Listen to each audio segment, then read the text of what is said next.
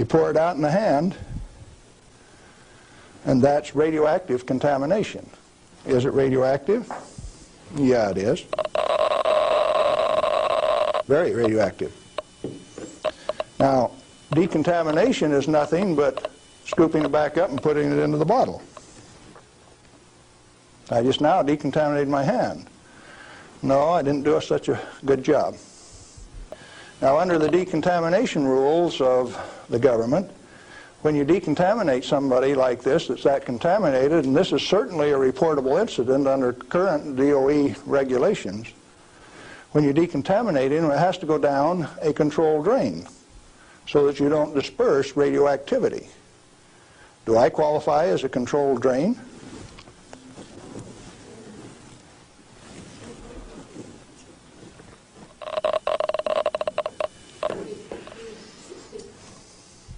That material that I just ate is not soluble in body fluids.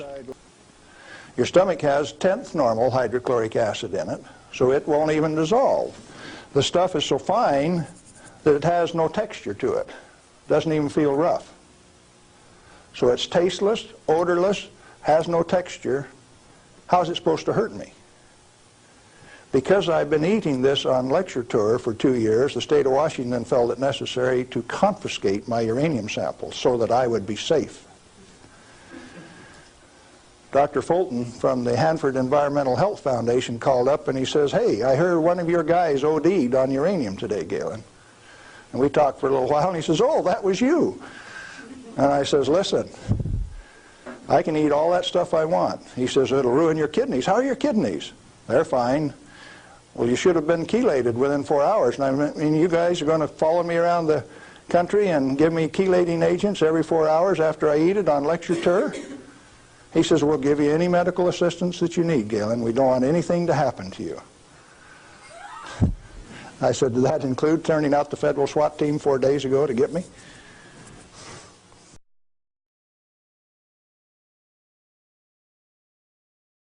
Can nuclear radiation cause mutation in people and animals? If a cell gets too much radiation, it dies. And so if it is a sperm or an ovocyte, why, they die. They don't reproduce, and there are no mutations. I think the good Lord built that safety factor in.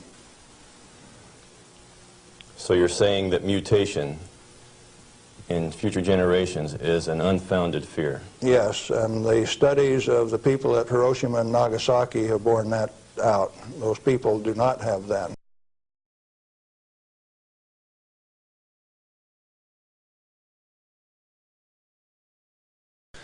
This is a pellet of cobalt-59. It becomes the source that doctors use to irradiate patients to 7,000 Roentgen for one patient. The total dose absorbed by radiation workers at 3 Mile Island in the last 6 years is something like 1,500 Roentgen. 5 times more given to a single individual in a doctor's facility. Now, do you know why I say that the federal regulations are absurd? And if you live by those federal regulations, maybe you're being absurd too?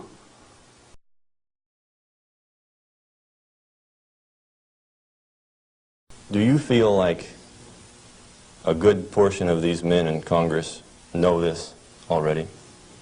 I know they do. I went there 4 years ago and sat down with the Senate legal staff and told them my hour-and-a-half long sad story, and Sam Bollinger, one of the lawyers, stood up and he says, "Galen, if I understand you right, why, you want us to have President Reagan snap his finger and make this thing come up straight." And I says, "Hey, Sam, terrific. Go ahead and do it." He didn't take that challenge. He says, "No, I'll tell you what, Galen, industry likes it the way that it is." I said, "Sam, you really know how to hurt a guy." And he says, "Well, if we change it, what are we going to do for an encore?" Yeah, they're fully aware that this thing goes on as far up as the President of the United States. It's the way that industry wants it. The industry is its own problem then. So the question is then, what is the industry? What is the real story here? Is this an industry of nuclear energy? The industry has been ripping it off for years and years. In 1975, we knew that large nuclear reactors were dead, that large is not the way to go. The way to go is small, mass-produced nuclear reactors sitting right in the middle of town, one every 10 blocks producing power. We haven't built a reactor right yet. It's time that we do it. Why haven't we? Because of a federal energy cartel. These guys control the amount of electricity, the availability, and the price. And they say, you do not have a choice.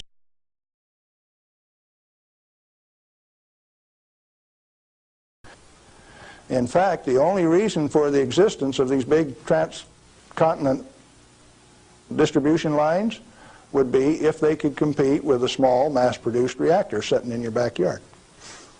Why don't they want you to? Because they are the federal energy cartel. They like to set the price, the total availability,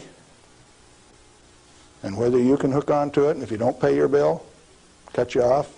That's called power, domain, and control. And they like that. They do not want you to be energy independent. If you had one of these setting in every 10-block area in Phoenix, you could tell the rest of the world to go get lost.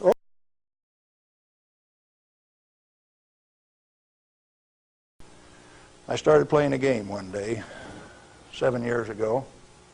I says, okay, Portland General Electric, you've got the Trojan reactor, you've got a storage basin problem, I'm going to make you an offer. I made them an offer that says, I will take all of your spent fuel, FOB your basin, if you will give it to me. In other words, I will take it off your hands at no expense to you. I will ship it, I will store it, I will do everything that needs to be done to that fuel. And you know what they told me? Can I quote them? Go to hell, Galen Windsor. We value it more valuable than platinum or gold. We're going to play the plutonium futures ourselves.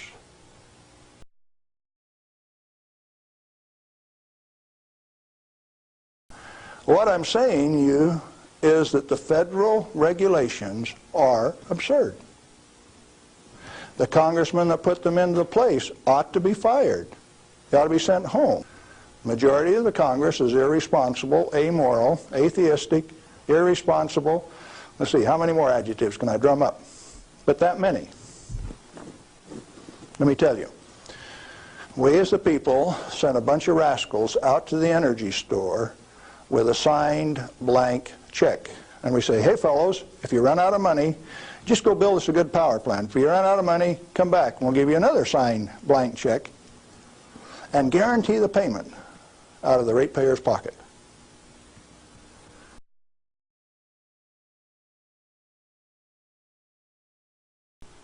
Now, it doesn't take you much thinking to find out that maybe the industry is the source of the problem. The industry is the one that made up the committees that made the rules that the Congress enforced. You ever thought of it that way? We got troubles in this country. I'm telling you what the problem is. Doing something about it, responsibility is yours.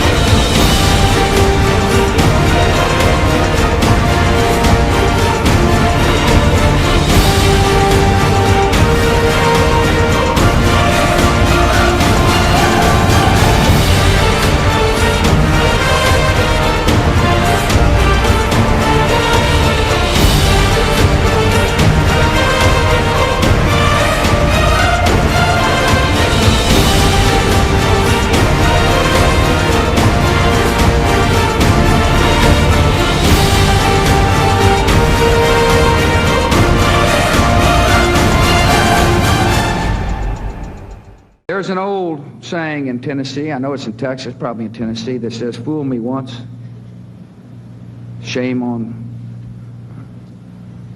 you. If fool me, we can't get fooled again.